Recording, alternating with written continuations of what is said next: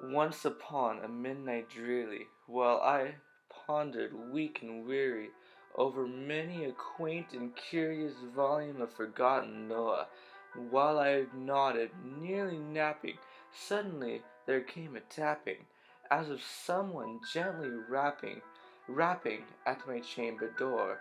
"'Tis some visitor," I muttered, tapping at my chamber door, "only this, and nothing more." Distinctly I remember, it was in the bleak December, and each separate dying ember wrote its ghost upon the floor.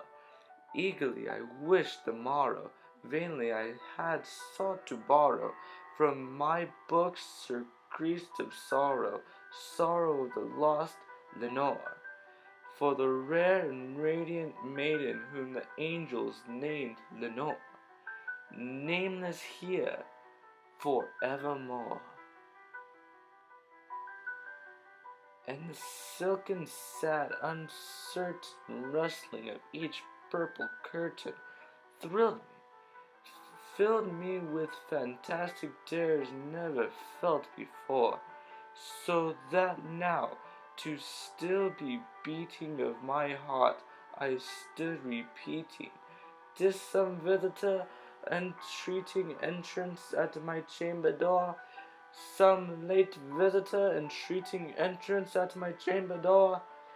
This it is, and nothing more." Presently my soul grew stronger, hesitating then no longer. "Sir," and I, "or Madam, truly your forgiveness I implore, but the fact is I was napping, and so gently you came rapping, and so faintly you came tapping at my chamber door, that I scarce was sure I heard you. Here I opened wide the door, darkness there, and nothing more." Deep into the darkness peering, long I stood there wondering, fearing, doubting, dreaming dreams no mortals ever dared to dream before. But the silence was unbroken, and the stillness gave no token, and the only word there spoken was whispered word, "Lenore." This I whispered, and an echo murmured back the word, "Lenore." Merely this, and nothing more.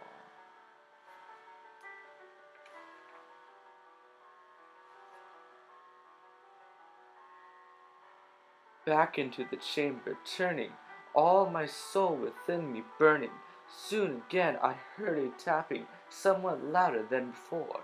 "Surely," said I, "surely that is something at my window lattice. Let me see, then, what threat is, and this mystery explore. Let my heart be still a moment, and its mystery explore. 'Tis the wind, and nothing more."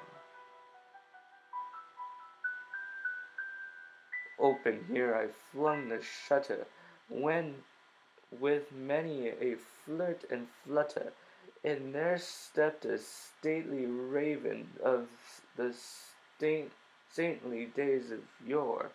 Not the least obeisance made he, not a minute stopped or stayed he, but with mien of lord or lady, perched above my chamber door, perched upon a bust of Pallas just above my chamber door, perched and sat, and nothing more.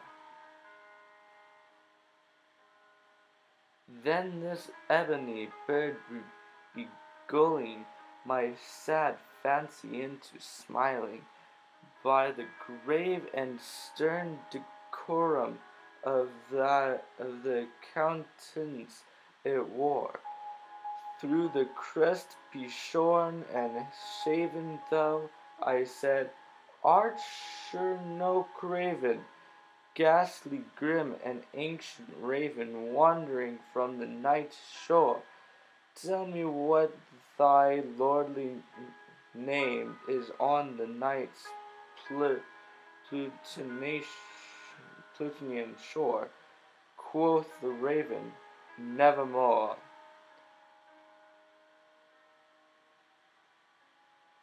Much I marvelled this ungainly fowl to hear discourse so plainly, though its answer little meaning, little relevancy bore. For we cannot help agreeing that no living human being ever yet was blessed with seeing birds above his chamber door, bird or beast upon the sculptured bust above his chamber door, with such name as Nevermore. But the raven, sitting lonely on the placid bust, spoke only that one word, as if his soul in that one word he did outpour. Nothing further than he uttered, not a feather than he fluttered, till I scarcely more than muttered, other friends have flown before. On the morrow he will leave me, as my hopes have flown before. Then the bird said, nevermore.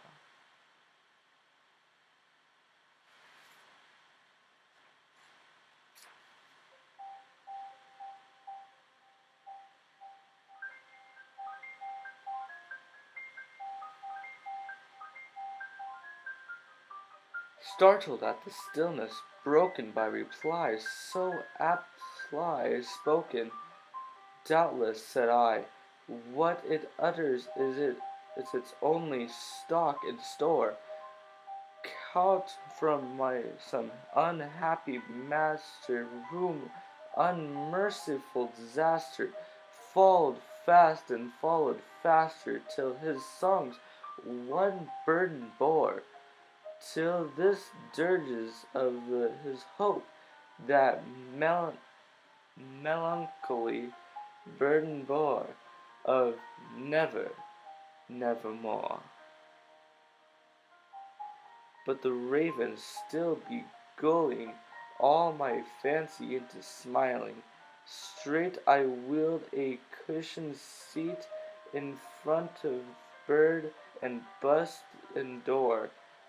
Then upon the velvet sinking, I betook myself to linking fancy unto fancy, thinking what this ominous bird of yore, what this grim, ungainly, ghastly, gaunt, and ominous bird of yore meant in croaking nevermore.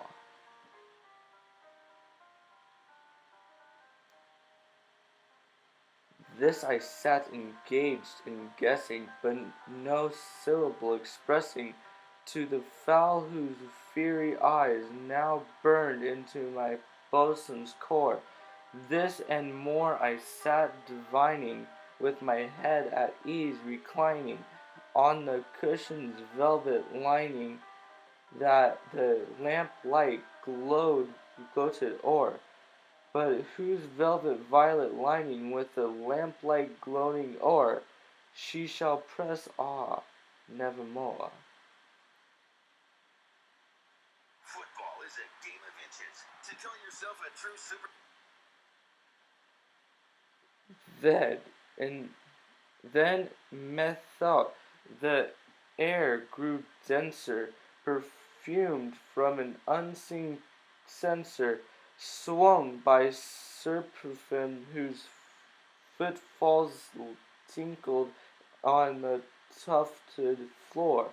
Wretch, I cried, thy God hath lent thee, by these angels he hath sent thee respite and nepenthe from thy memories of Lenore. Quaff quaff this kind nepenthe, and forget this lost Lenore. Quoth the raven, nevermore. Prophet, said I, thing of evil, prophet still, if bird or devil, whether tempter sent, or whether tempest tossed thee here ashore, desolate yet all undaunted, on this desert land enchanted, on this home by horror haunted, tell me truly, I implore, is there balm in Gilead? Tell me, I implore. Quoth the raven, nevermore.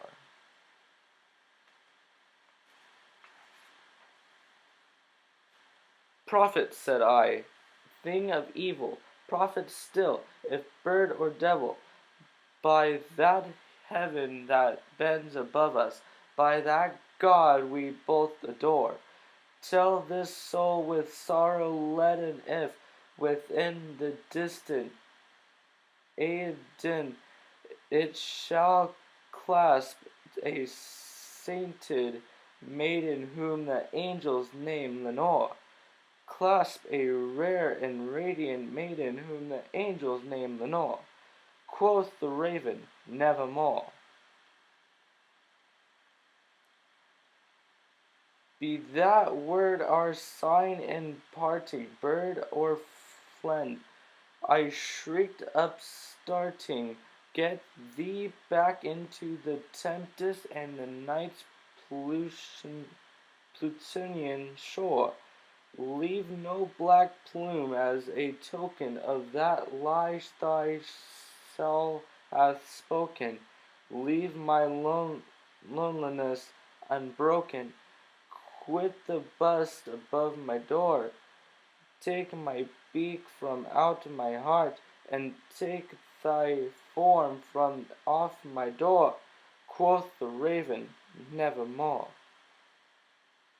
And the raven, never flitting, still is sitting on the pallid bust of Pallas just above my chamber door, and his eyes have all seeming of a demon that is dreaming, and the lamplight o'er him streaming throws his shadow on the floor, and my soul from out that shadow that lies floating on the floor shall be lifted nevermore.